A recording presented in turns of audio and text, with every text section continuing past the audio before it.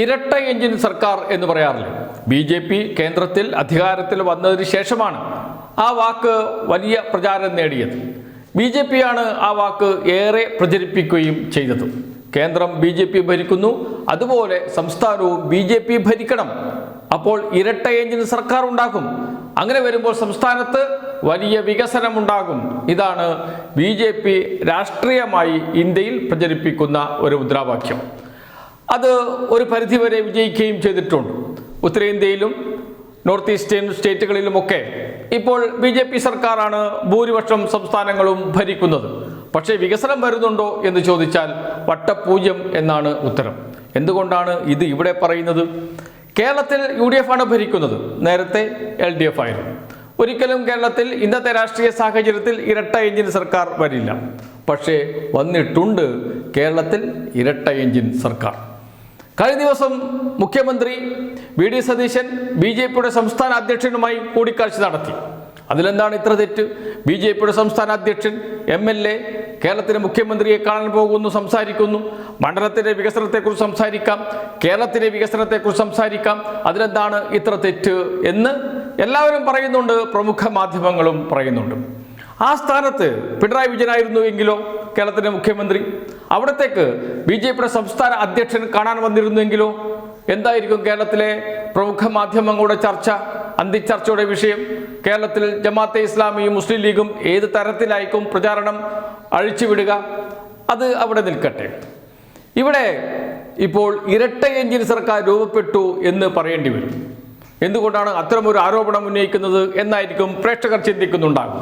ഒരു ഉദാഹരണം അത് നമ്മുടെ മുന്നിലുണ്ട്. കേരളത്തിൽ കേരയിൽ പദ്ധതി നടപ്പാക്കാൻ LDF സർക്കാർ തീരുമാനിക്കുകയും മുന്നോട്ട് പോവുകയും ചെയ്തിരുന്നു. BJPയും കോൺഗ്രസും ഒറ്റക്കെട്ടായി സമരം ചെയ്ത് അത് അവസാനിപ്പിച്ചു. സമരത്തെ തുടർന്നല്ല കേരയിൽ പദ്ധതി കേരളത്തിൽ നടക്കാതിരുന്നത്, കേന്ദ്രം അനുമതി നൽകാതിരുന്നത് കൊണ്ടാണ്. കേന്ദ്രം അനുമതി ആദ്യം തത്വത്തിൽ നൽകി, പിന്നീട് പിൻവാങ്ങുകയായിരുന്നു. BJPയുടെ സമ്മർദ്ദത്തെ തുടർന്ന്, സംസ്ഥാന BJPയുടെ സമ്മർദ്ദത്തെ തുടർന്ന്. ഇപ്പോൾ UDF സർക്കാർ അധികാരത്തിൽ വന്നു. അധികാരത്തിൽ വന്ന ഉടനെ തന്നെ കേരയിൽ പദ്ധതി റദ്ദാക്കി, ഉത്തരവ് പിൻവലിക്കുന്നു. പിന്നീട് മറ്റൊരു അതിവേഗ പാതയ്ക്ക് വേണ്ടിയുള്ള പ്രവർത്തനം ആരംഭിക്കുന്നു. ശ്രീധരൻ നേരത്തെ പണി തുടങ്ങിയിരുന്നു. അദ്ദേഹം മുഖ്യമന്ത്രിയുമായി ചർച്ച നടത്തുന്നു. മുഖ്യമന്ത്രി ശ്രീധരൻ്റെ പ്രപ്പോസലിനെ കുറിച്ച് പഠിക്കാൻ ഒരു സമിതിയെ നിശ്ചയിക്കുന്നു. അതിന് പിന്നാലെ രാജീവ് ചന്ദ്രശേഖർ മുഖ്യമന്ത്രിയെ കാണുന്നു, സംസാരിക്കുന്നു. അതിനുശേഷം രാജീവ് ചന്ദ്രശേഖർ ശ്രീധരനുമായി കൂടിക്കാഴ്ച നടത്താൻ തീരുമാനിക്കുന്നു, കാണുന്നു, സംസാരിക്കുന്നു.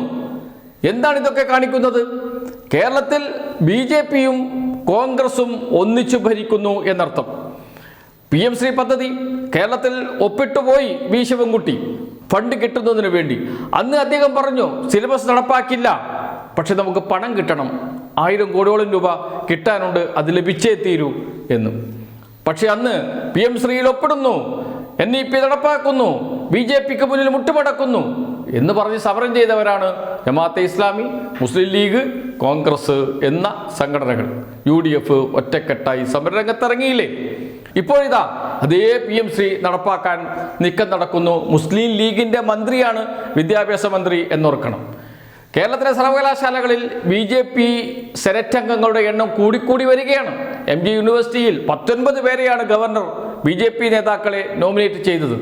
അതിലൊരു BJPയുടെ ദേശീയ നിർവാഹക സമിതി അംഗവും കൂടിയുണ്ട്. MG യൂണിവേഴ്സിറ്റിയുടെ വൈസ് ചാൻസലർ കേരളത്തിലെ BJPയെ പിന്തുണക്കുന്ന അധ്യാപക സംഘടന സ്ഥാപിച്ച വ്യക്തിയാണ്. അദ്ദേഹത്തെ വൈസ് ചാൻസലറാക്കുന്നു. ഒരക്ഷരം മിണ്ടുന്നില്ല, വീതം വെപ്പാണ്.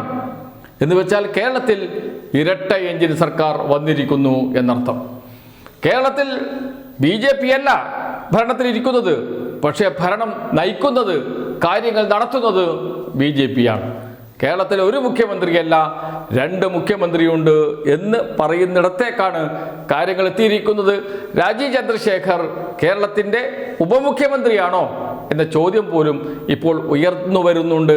എന്തായാലും ഒരു കാര്യം ഉറപ്പ്, കേരളത്തിൽ ഇരട്ട എഞ്ചിൻ സർക്കാർ വന്നിരിക്കുന്നു. കേരളത്തിൽ 2 മുഖ്യമന്ത്രിമാർ കേരളത്തെ നയിക്കാൻ ഒന്നിച്ച് തോളോട് തോൾ ചേർന്ന് മുന്നോട്ട് പോകുന്നു. ആ കാഴ്ചയാണ് കേരളത്തിൽ കാണുന്നത്. എന്തായാലും ഇത് എത്ര നാൾ മുന്നോട്ട് പോകും? ഇതൊക്കെ എങ്ങനെ മുസ്ലിം ലീഗിൻ്റെ അണികൾ സഹിക്കും? ജമാഅത്തെ ഇസ്ലാമി പ്രവർത്തകരും നേതാക്കളും സഹിക്കും. മുസ്ലിം ലീഗിലെ നേതാക്കളെ മാറ്റി നിർത്ത്, അവർക്ക് ഭരണം വേണം. ഭരണമില്ലാത്തൊരവസ്ഥ 10 വർഷം സഹിച്ചവരാണ് മുസ്ലിം ലീഗിൻ്റെ നേതാക്കൾ. അവർക്ക് ഭരണമില്ലാതെ മുന്നോട്ട് പോകാൻ കഴിയില്ല ഇനി.